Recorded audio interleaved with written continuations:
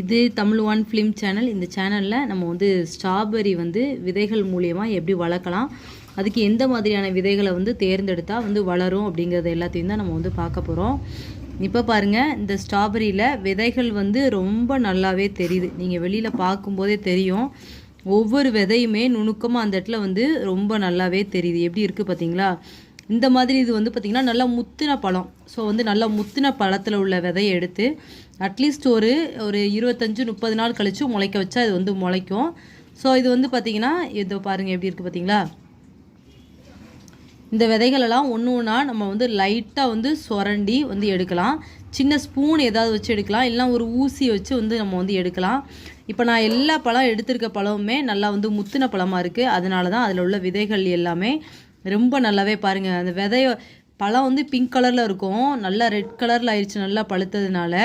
So அதை விட அந்த விதைகள் வந்து நல்லா மஞ்சள் கலரில் நல்லா வெளியில் நல்லா தெரிகிற அளவுக்கு நல்லா முத்தின பழமாக வந்து எடுத்துக்கணும். இப்போ நீங்கள் பார்க்குற பழத்துலலாம் வந்து பார்த்திங்கன்னா நல்லா தெரியுது. இதில் உள்ள விதைகள்லாம் இப்போ நான் எடுத்து வச்சுட்டு உங்களுக்கு வந்து காமிக்கிறேன். அதை எப்படி நம்ம வைக்கலாம் அப்படிங்கிறதையும் காமிக்கிறேன், சரிங்களா? நீங்கள் கடையிலேருந்து வாங்குகிற பழமாக இருக்கட்டும், அப்படி இல்லைனா நம்ம உங்கள் வீட்டில் எப்பவுமே ஸ்ட்ராபெரி செடி வச்சுருக்கீங்க, அதுலேருந்து வர பழமாக இருக்கட்டும், நல்லா முத்தின பழத்தில் உள்ள விதையை வந்து ஃபஸ்ட்டு தேர்ந்தெடுத்து எடுத்துக்கோங்க. இப்போ வாங்க விதையை எடுத்துடலாம். இப்போ பாருங்கள், இதோட விதைகள் வந்து இப்படி தான் இருக்கும். நான் நல்லா உங்களுக்கு க்ளோஸ்அப்பில் காமிக்கிறேன். ரொம்ப குட்டி விதையாக தான் இருக்கும். அதாவது கிட்டத்தட்ட நம்ம கசகசா பார்ப்போம்ல, அதை விட கொஞ்சம் பெருசாக இருக்கும். அவ்வளோதான், ரவையோட கொஞ்சம் பெருசாக அந்த மாதிரி இருக்குது. நான் கொஞ்சம் நல்ல திடமான விதைகளாக எடுத்து ஒரு 25 நாளுக்கு அப்புறம் இது வந்து பார்த்திங்கன்னா இந்த ஒரு கண்டிஷனில் இருக்குது. நான் இவ்வளோ விதையுமே நான் இந்த ஒரு பாட்டில் வந்து போட்டுற போகிறேன். இதை போட்டுட்டு நம்ம வந்து பார்த்திங்கன்னா இதை வந்து வெயில் படாத இடத்துல நம்ம வந்து அதாவது ரொம்ப வெயிலாக இருந்தது அப்படின்னா நம்ம வீட்டுக்குள்ளே கூட எடுத்து வச்சுக்கலாம், சரிங்களா? அந்த மாதிரி ஒரு இடத்துல வந்து நம்ம வந்து வச்சுக்கணும். ஸோ வந்து பார்த்திங்கன்னா ரூம் டெம்பரேச்சர் வந்து கொஞ்சம் கூலிங்காக இருக்கிற மாதிரி இடத்துல வச்சிங்கன்னா இந்த விதைகள் வந்து சீக்கிரமே முளைச்சிரும். இப்போ இந்த விதையெல்லாம் நம்ம வந்து உள்ளே வந்து தட்டிடலாம். கொஞ்சம் கலக்க இருக்கிற மாதிரி போட்டுக்கோங்க விதையை.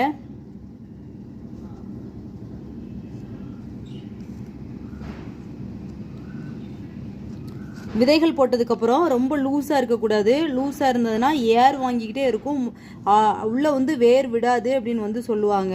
ஸோ நீங்கள் வந்து அதனால் என்ன செஞ்சுருங்க, நல்லா அந்த மாதிரி பண்ணிவிட்டு இது பண்ணிடுங்க. இப்போது இந்த ஸ்ட்ராபெரி விதை முளைக்கிறதுக்கு நான் என்ன மாதிரியான பாட் மிக்சிங் நான் வந்து பண்ணேன் அப்படிங்கிறதை நான் வந்து உங்களுக்கு வந்து சொல்கிறேன்.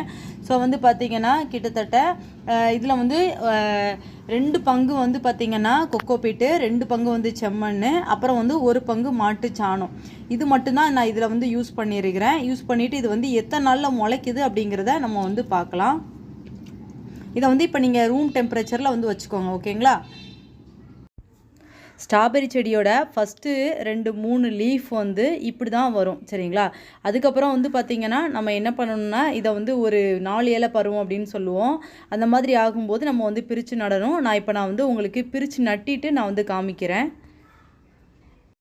இப்போ நம்ம வந்து ஃபஸ்ட்டு பார்த்தது வந்து பார்த்திங்கன்னா 25 நாள் ஆகும்போது தான் கிட்டத்தட்ட நம்ம வந்து 2-3 இலை வளர்ந்து வரும். இது இப்போ அதுக்கடுத்து வந்து பார்த்திங்கன்னா ஒரு 15 நாள் ஆயிடுச்சு.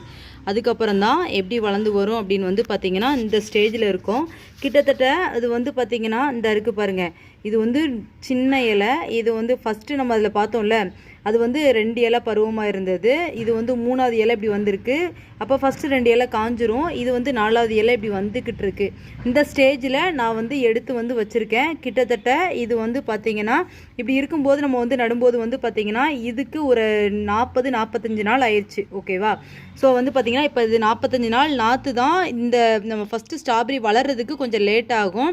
இதை நீங்கள் கிட்டத்தட்ட என்ன செய்யலான்னா, ரொம்ப வெயில் டயத்தில் நீங்கள் வந்து விதை போட்டு வளர்க்காமல் ஓரளவுக்கு குளிராக இருக்கும்போது நீங்கள் வந்து வளர்த்தீங்க அப்படின்னா உங்களுக்கு வந்து விதைகள் எல்லாமே நல்லா வளர்ந்து வரும். இது 45 நாள் விதை பருவம். இதுலேயுமே நான் வந்து என்னென்ன பாட் மிக்சிங் பண்ணியிருக்கேன் அப்படின்னு வந்து பார்த்திங்கன்னா செம்மண், அதுக்கப்புறம் வந்து பார்த்திங்கன்னா மாட்டுச்சாணம், கொக்கோ பீட்டு, இது தவிர மண்புழு உரம் வந்து ஃபஸ்ட்டு ஸ்டார்டிங்கில் நான் வந்து போட்டிருக்கேன். இதை தவிர நம்ம வந்து இதுக்கு வந்து வேப்பம் புண்ணாக்கு அதெல்லாம் வந்து ஃபஸ்ட்டு ஸ்டார்டிங்கே போட வேண்டாம். ஏன் அப்படின்னு வந்து பார்த்திங்கன்னா இது வந்து பார்த்திங்கன்னா இது இருக்குல்ல, வெயில் டயத்தில் வளரக்கூடியது இல்லை. நம்ம வேப்பம் புண்ணாக்கு இந்த கடலை புண்ணாக்கு இதெல்லாம் போட்டோன்னா கொஞ்சம் ஹீட்டாக இருக்கும், செடி வந்து காஞ்சிரும். நம்மளோட கிளைமேட்டுக்கு செட் ஆகாமல் ஃபஸ்ட்டே காஞ்சிரும். அதனால் ஓரளவுக்கு கொஞ்சம் க்ரோத் ஆனதுக்கப்புறம், கொஞ்சம் பெரிய பிளான்ட் ஆனதுக்கப்புறம் நம்ம வந்து புண்ணாக்கு வகைகளெல்லாம் கொஞ்சம் ஊற வச்சு இதுக்கு வந்து தண்ணியாக வந்து நம்ம வந்து லிக்யூடாக வந்து நம்ம வந்து கொடுக்கலாம். சரிங்களா? இந்த மெத்தடு படி நீங்களும் உங்கள் வீட்டில் ஸ்ட்ராபெரி பிளான்ட்டை வளர்த்து பார்த்துட்டு சீடு எந்த மாதிரி முளைச்சிது அப்படிங்கிறத நீங்கள் வந்து கமெண்ட் செக்ஷனில் சொல்லுங்கள். இந்த வீடியோ உங்களுக்கு பிடிச்சிருந்ததுன்னா லைக் அண்ட் ஷேர் பண்ணுங்கள். தொடர்ந்து இணைந்திருக்க நம்ம சேனலில் மறக்காமல் சப்ஸ்கிரைப் பண்ணி வச்சுக்கோங்க. தேங்க்யூ ஃபார் வாட்சிங். விவசாயம் செழிக்கட்டும்.